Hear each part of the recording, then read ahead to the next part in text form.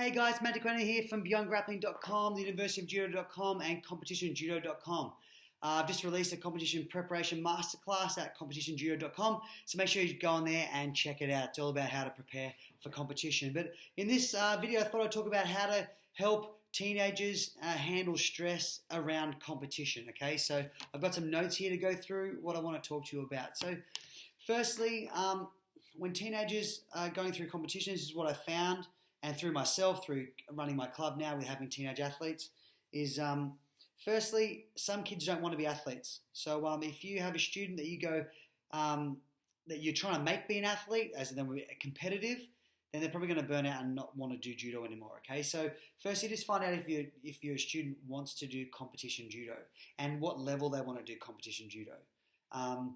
So you might say to a kid, our job as coaches is to take an athlete from here to here, and even though they don't even know they want to go there, it's our job to kind of help them do that. So you might see an athlete with potential, they've got good attitude, good character, and you go, hey, I reckon you got what it takes to get to the next level if you want to put a bit more, come and be training a bit more, be a bit more intentional in your techniques and stuff. And if they go, oh, okay, cool, that sounds great, and they come along with you, but if they're a bit like, if they're a bit hesitant through conversation, then you probably know they're not willing to go a little bit further. You can ask them again a bit later on down the track, but if you feel they're not really committed to it, then they're going to drop off, and it's going to waste your time. You're getting a little bit grumpy at them maybe. So firstly, ask them if they want to be competitive, but because if they're not going to be competitive, they're going to be super duper stressed and not really care. Okay, and if they are competitive, is what I want to talk about is how to help teenage athletes handle pressure from competition. Okay, so firstly, as a coach, I tell my athletes all the time and my students that we don't want you to be champions now. We want you to be champions when you're older. Okay, so that means that there's no point being national champion at under 10, under 12, under 13, under 14s, in cadets and senior men and all that stuff. Senior men you do. We really want you to be a champion when it really matters. If you want to go to the Olympics, there's no point being a champion when you're 15. We want you to be a champion when you're 21, 22, 23 and onwards, okay? We want you to be good then. So we're playing a long-term game with our athletes. If you play a short-term game, then they'll probably get to 15 years old, they've won 3 or 4 national championships or one national, whatever many, and they'll burn out and quit, okay? So if you push them too early, they'll burn out and quit. Not all of them, but generally speaking, most of them will burn out and quit. So we really want to play a long-term game with our athletes. So that means when you say to a kid, and you can know they're stressed about competition when you say, oh, there's competition this weekend, you excited? And they go, oh, yeah, like their body language changes. That means you know they're stressed and there's pressure on them. You can almost see it on them. Okay, so when they're like that, you need to have a chat. What's going on? Why are you stressed? But that's kind of bad, negative stress. But good stress or good anxiety, good kind of competition pressure is, are you excited about competing this weekend? They go, yeah, a little nervous, but I'm pretty excited. Or they'll say, I can't wait to fight so-and-so. Or there's this stress, but they're handling it well. They can shoulder it. But when they drop their eyes, their shoulders, then you know that they're not going to be able to handle it very well, or they need to be talked to about it. And that can happen for a number of ways. Firstly, parental pressure. Parents might say stuff like, and you would have heard it, I don't think my mum ever said it, but if you don't get gold, you're walking home. Or if you don't win, no dinner for you. So we're rewarding the result. As soon as you reward the result, then the kid can fight their best ever. And if they don't win, then that's terrible. But if they fight their worst ever and they win, then that's rewarded. So at the teenage level, the developing level, we want to be focusing on the performance and the attitude and the character of the athlete, not on the result. At the highest level, at the senior national championships, at the world championships, at the bigger tournaments, we really only care about result, right? I always say that if you go for your dream job, do you want to interview well and not get the job, or do you want to interview badly and still get the job? In the end, who cares how we interview? We just want to win the medal at the highest level. But if we take that and we put it down in our junior girls, junior boys, cadets and stuff, we're going to create results-based athletes, which means they can fight so well and be so rewarded. And they've shown their whole display of judo, but they don't win. Well, you're garbage. or they can fight terribly and win a hey, good job. So we really don't want to be focusing on result. We want to be focusing on performance. So I am a big advocate at the lower levels of giving medals to kids who don't win a fight. The reason why is they've entered the tournament. That's a win. That's a huge win. I remember once I entered a Brazilian Jiu-Jitsu tournament at, I think it was a purple or a purple belt. I only had one guy to fight and I lost by a decision.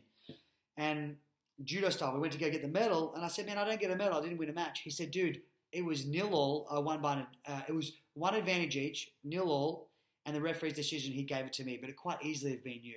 But he said, check this out, Matt. That guy's a purple belt, that guy's a purple belt, that guy's a purple belt, that guy's a purple belt. And they're all in our weight division. But guess what? We entered and they didn't. And that's worth being rewarded. And I was like, oh, that's true, actually. Like, plenty of people can enter, but only it should be rewarded to enter competition. Okay, so for me. But hey, you can write in comments below whatever you think of whether you think you should get a medal for entering. I do think you should because the more people compete, the better they'll get, but they'll also learn more about themselves. Okay, and I'll talk about that a bit later on. So anyway, if we really want to be performance focused at the younger levels, not results focused, because we're playing a long-term game. If it's results focused, you can't control the result. You can only control your performance. So we really want to say to kids, man, you fought so well today. There was a few mistakes, but you did so well. And I usually say, I'm a primary school trained teacher, got an education degree. And we used to say we give kids 2 stars and a wish. 2 things they did well and 1 thing they did not so well. So you go, man, I loved the attitude of how they threw you through a Wazari and you got up and you kept getting in there. That was awesome. I loved how you kept getting your grips and kept moving around. But I want to see next time is I want to see a bit more commitment. Do you reckon we can get that? And it's in a positive way, okay? But this is, again, and I should actually mention this, if the coach is results-based, then you're not going to get this sort of feedback, just to let you know. You're going to get, man, what are you doing out there? Like, I was yelling at you to get your grip and you didn't. Like if the coach is results-based, you're going to get a bit sort of negative coaching. If the coach is performance-based, then you're going to get, hopefully, the positive reinforcement coming out of that. So really, really be positive. And so straight away when your athletes fight, when they come off the mat, the coach should be there with a smile on the face going, oh, that was so good. At the lower levels, okay? Once we hit the older teenage years and they're moving into really competition, then it can be a little bit different, okay? But at the lower levels, at the under 10s, under 12s, 13s, 14s, 15, I still want to see some smiles. Man, that was awesome. That was so good. Even though you lost, but hey, you got out there and you had a crack. Or you moved so well. So we're focusing on performance and attitude and character, not on result. And because the best athletes in the world have character, attitude. And when your character and attitude is set in stone, your performance will be way better. But if you're only results driven, you stiffen up, you get loose, you get tight, you can't move, you're not relaxed. But when you're performance based, it's about going there and you can only control what you can do and you can be more relaxed and you can actually perform better. So focus on performance and focus on attitude. All the best athletes in the world have a good attitude. When the cards are stacked against them, they rise to the occasion. So we want to build that young. So you go, man, I loved how you got thrown for a Wazari, you got held down, but you got out of the hold down, you got up, and you gave it back to the kid. You're moving around getting grips. They threw you through a Wazari again, but I loved how you toughed it out, you rose to the occasion, and you gave it back. That's awesome. And I want to see that next time. And so you're building these attitudes and character traits. I loved how the kid hurt their ankle and you helped him up. And then you go to the club and you go, man, at the judo club, you say all the time, you say the lineup, you go, let's say Malcolm fought at the tournament on the weekend. How'd you go? And they always say, I came third. And you go, no. That's not how you went. That's how did you go? You came third is your result, but not how you went. How did you go means, how did you go? How was your performance? Because a third medal, a third place, or a first place, or a second place, once again goes back to, man, I fought so bad. I did none of the judo that I wanted to do, but I came first. Well, that's cool, but we really want to see good judo. We want to see you developing your judo. That's how you went. So you went not so good, but luckily you came first. Or, how'd you go? I came third, But I fought really well, made some mistakes, but I'm really happy I came third. But I'm really actually happy in the performance I did. So you need to start changing your language at the club. So when you say to the lineup, how did you go? They go, oh, I came third. No, that was your result. I asked you how you went. So having those sort of things will make people start focusing on their performance rather than the result at the lower levels. Also, really, really reward the kids that lost. Okay? So this is, once again, counterintuitive. Usually in the lineup you go, okay guys, put your hand up if you fought on the weekend. Awesome. How'd you go? All right, come out the front. Awesome. How'd you go third? All right, go back. Okay, hey everyone, these guys came first. Give them a clap. And so once again, when we're rewarding result, we want to be rewarding performance. So you can say, little Jimmy here, he came first, but man, I loved how or you can even say this, little Jimmy, he came first. He fought so well. He had some really tough matches, but he rose to the occasion. He got thrown a few times, but he got really good grips. He moved around really well. He tried heaps of different attacks, and he came first. What a great job. Good work. So we're talking about performance first and results second.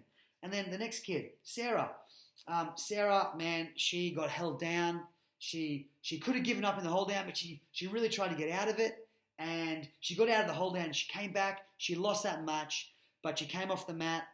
And then she came back on the mat for another match, and she won that one, and she did this, and then she came second. Congratulations. So we're always talking about performance, and usually you'll find the kids that come nothing are the ones you need to build the most up. You go, these kids came, or even you build them up heaps, and what did you learn? And you ask them what they learn and how you can work on that and stuff. But we're not focusing on the result, we're focusing on performance. How did they go in the competition? How did they perform in the competition?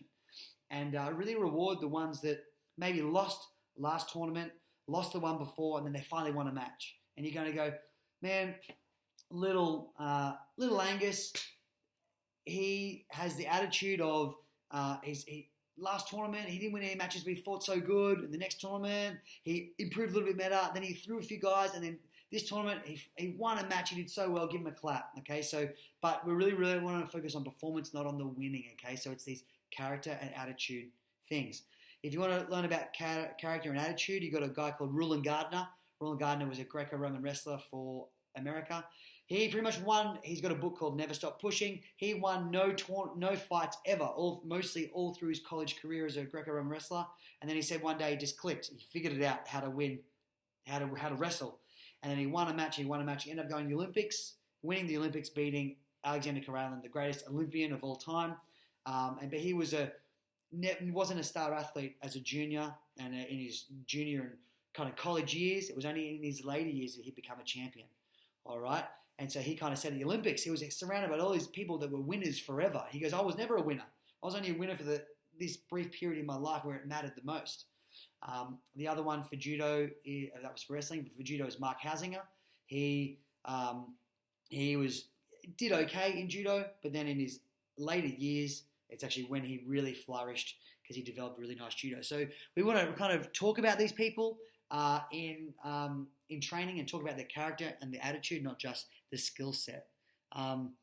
We want, and us ourselves as coaches, we want to model how to win and how to lose in competition. So I enter Brazilian Jiu-Jitsu competitions these days rather than judo. And I did that because now I run my own dojo and I want to show my athletes how to win fights, but also how to lose fights. When I win fights, I don't dance around and celebrate and whatever, because that's not my style and I don't really want to see that replicated. Unless it's the Olympics and World Championships, right? We're talking juniors. And then when I lose, I don't complain and talk about the referees. I just go, yeah, I lost, and that sort of stuff. I mean, I did complain once pretty badly because the guy knee-barred me and I tapped and he kept knee-barring me, and my knee went snap, crackle, pop. I was pretty grumpy about that. But and I just talked about at the club, I actually got really angry at that guy and I shouldn't have. I've got to control myself and that sort of stuff. But we're modeling that to our kids. So if they're really stressed, focus on performance. If they're really stressed, you say, look, I'm just so proud of you for having a shot. It makes me so happy that you're actually going to have a competition. I'm so excited for you. I'm so excited to see you just get on the mat and have a crack. That's all I want to see. As a coach, it makes me so happy to see you compete.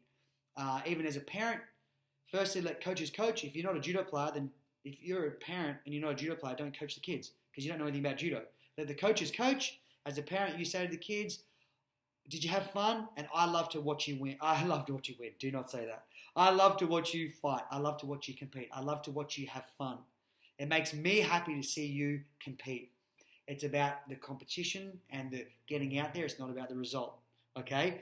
We want to teach the kids how to relax. So if they're really stressed, we go, this is how you can relax.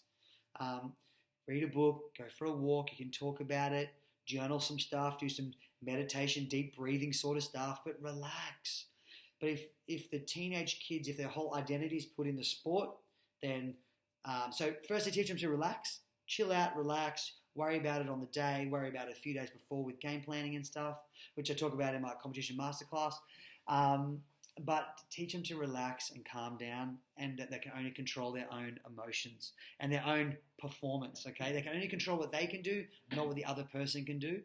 All right, and to do that, we're going to teach them to have a balanced lifestyle. Our kids need to not only do judo, but they need to do schoolwork, they need to have a job, they need to have recreation outside of the sport they're in. So if they're only doing judo, and their whole identity is in judo, they judo, which is awesome. As a coach, you go, this is great. This kid loves judo. They're here all the time. They watch judo videos. They watch YouTube. They watch my videos. They do everything. That's awesome, but it's actually bad. So I've actually said to one of my athletes, a teenager, I said, hey, you can't keep coming here all the time. You need to do schoolwork. And he got so grumpy at me. But you need to do schoolwork because judo is not going to, it can be a career, but you're not going to get paid while doing it. So, you need to have a job. So that way you do your judo, but you do schoolwork, you hang out with friends, you go to parties, you hang out with friends, you have your recreation outside of judo, and that'll help them relax, okay? So so that's kind of it. When they're teenagers, just at the younger levels, we really want to be focusing on performance. And whatever, as coaches and parents, whatever we value, the kids will feel. So if I yell at the refs or I really reward only the result, or even I say flippantly, like if you don't win, then you're walking home. If you don't win, no gold medal, no dinner, and we laugh about it as parents, and because we are emotionally mature enough to know it's a bit of a joke. But a 9, 10, 11, 12, 13-year-old with all the pressures of what if I lose and whatever, they're going to interpret that a little bit differently. Okay, so we don't want to be saying that sort of stuff. Okay. Secondly, you got to talk to the kids about their fears. What if you lose? Well, what if you lose? I remember once I said to the kids, "Who wants to compete this weekend?" And they were like, "Oh no one really wanted to," because I ran there was a tournament in a few weeks. That's right. And then I ran a in-house. I said, "All right, guys, we're going to do a competition this day." And the teenagers, their whole fate, where 7, 8, 9, 10-year-olds are like, "Yeah, cool, I'll do whatever." But 10 to 16-year-olds are like, "Oh," and I said, "What? Why not? Why don't you want to do a little mini competition right now?" Because I might lose. And I was like, so? What if you lose? What's the worst can happen? I know it's embarrassing. It's embarrassing to lose? Really, why? So we talked about why is it embarrassing to lose? Oh, because I get thrown. So?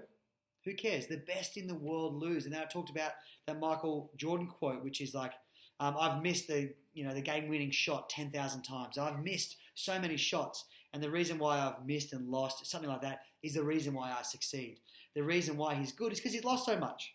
And he's learned from us. And we talk about when you lose, you can learn from it, and when you lose, your mistakes are usually magnified. But when you win, your mistakes they're gone down because you win. Who cares? I got a gold medal. I did great. Well, you actually fought really badly, but you happen to have won. I remember one nationals I fought, and I came first, and I fought terribly. I did do one move over and over again. Sumigate, sumigate, sumigate, sumigate, sumigate, sumigate. And then I won the tournament. Great job. And then I fought terribly though. But the tournament later, I came first. I really struggled with all the matches, but I was doing Ippon Seoi-nage, Ouchigari. I was trying some Uchamatas. I was doing some Newaza. So I was showing a display of judo that I can do. So even though I scraped by and I won, I performed way better. And I want those performances to then be carried across into bigger and bigger tournaments as I get older. But if you only focus on result, you'll stiffen up, you'll get your blinkers on, you won't be as loose, and when you're not as loose, you don't perform so well. So that's just kind of my philosophy around helping kids get into competition, help them, and they actually realize, oh man, and you say to them, man, I'm so proud of you, like I'm so proud of you that you competed. And then, they're like, oh man, Matt's happy that I competed. How cool is that? Because I actually am. When kids compete, they find out something deep within them that they didn't even know they had. All right, and but if you focus on results and winning and that, it's put extra pressure on the kids. Kids have enough pressure these days: homework, schoolwork, peer pressure, cyberbullying. The last thing they want to do is go out in their local town and get thrown with a humongous uchimata and land on their head or land on their back. It's embarrassing. But you've got to help show them that it's not embarrassing. What's embarrassing is sitting on the side, not putting yourself out there. And by doing that, they're going to develop their inner character, their strength, their confidence, which carry over into jobs that they go for, the job applications they go for. You know, if as an employer, I'd rather employ someone that's competed a lot, because it means they know how to. They're not foreign to the stress and pressure, and they can handle it. They can hopefully think quickly, and that's what we want to kind of develop in our kids. So but if you want to learn more about how to prepare for competition preparation, I've put together all of my it's like 2 hours of content of how to. It's called my Competition Preparation Masterclass, and I talk about how I prepared for competition judo. I got tapering stuff for coaches to teach your athletes how to taper for competition. I've got a 2-week training plan in there. I talk about how to make weight, how to cut weight safely, what to pack for competition, how to rehydrate, what foods to eat on competition day, how to develop a game plan, how to scout your opponents, what to do after a tournament, what to do the week after a tournament, how to train for competition. So I cover all that stuff and more in my Competition Preparation Masterclass, and you can see that at competitionjudo.com. So have a great week. If you have any questions or comments, please leave a comment below, and I'll be able to hopefully answer it when I have some time, because I do have the club and I've got 2 kids, which is crazy. But have a great week. Thanks so much for watching this super long video. Share it around. If you have any questions, I can add to it. So leave me in the comments below, and I'll be able to add to other videos. But make sure you go to universityofjudo.com for more online coaching. Over 1,300 videos on there and more all the time. So anyway, jump on there. Have a great week. I'll talk to you soon.